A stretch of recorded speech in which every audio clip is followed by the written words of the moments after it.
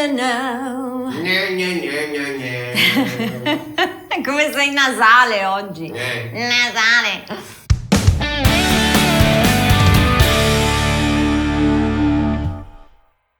Ciao, sono Valiel e voi state guardando Vali TV, il posto migliore dove trovare ispirazione e consigli pratici sul canto per esprimervi al massimo con la vostra voce. Molti cantanti si lamentano di avere un suono troppo nasale. Vediamo insieme di cosa si tratta e come risolvere questo problema. Avere un bel suono, vocalmente parlando, significa avere un suono equilibrato, quindi dove le frequenze basse, quelle medie e quelle alte sono abbastanza bilanciate. In poche parole, un suono equilibrato ci permette di avere una voce brillante ma allo stesso tempo calda e rotonda. In questo suono ideale è presente anche una certa percentuale di nasalità, che se non è predominante ed è ben amalgamata con il resto non dà fastidio. Ma il problema nasce invece quando la percentuale di nasalità è esagerata, quindi troppo protagonista, e diventa la caratteristica più evidente in una voce.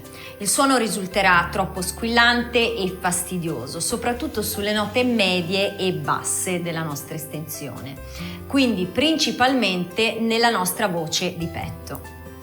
Lo stesso può succedere in una voce di testa, un esempio classico sono le voci dei cugini di campagna, mentre nella voce mista l'effetto nasale dà meno problemi, anche se c'è si avverte comunque meno in quel range. Ma da cosa dipende questa percentuale di nasalità? Principalmente dipende da come usiamo le nostre risonanze.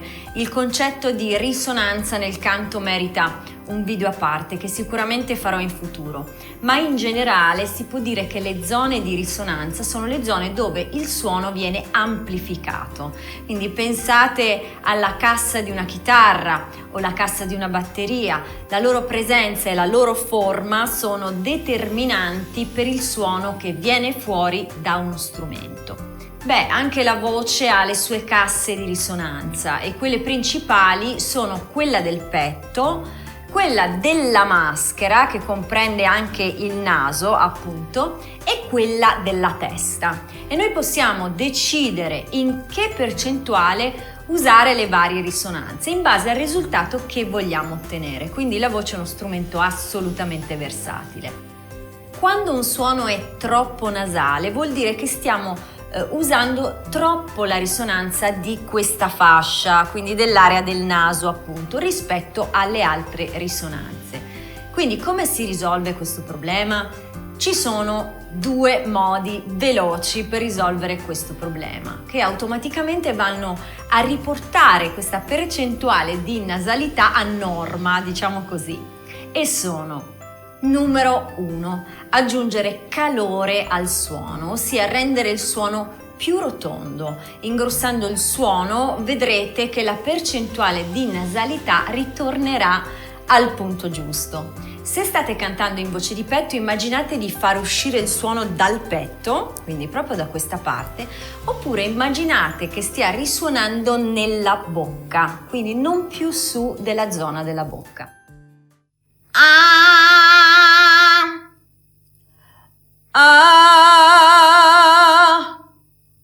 Nel mio video sulla voce di petto trovate tanti spunti utili su come avere un suono pieno e rotondo.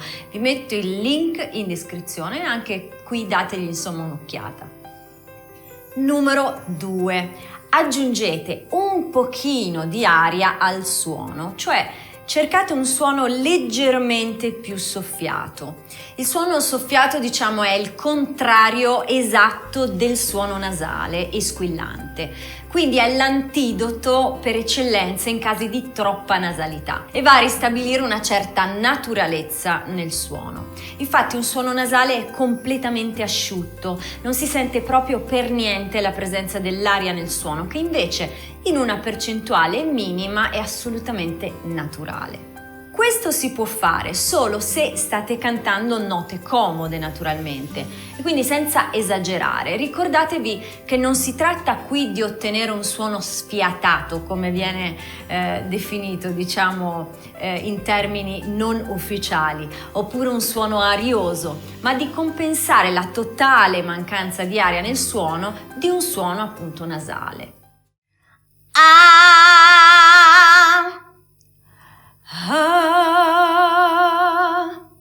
L'esercizio che potete fare per essere più padroni della vostra voce, quindi più consapevoli di come usate le risonanze, in particolare quella nasale, è quello di cantare la vocale I provando a mettere e a togliere la lettera N dal suono. Mentre lo fate, provate a spostare la risonanza dalla bocca al naso. Vediamo l'esempio.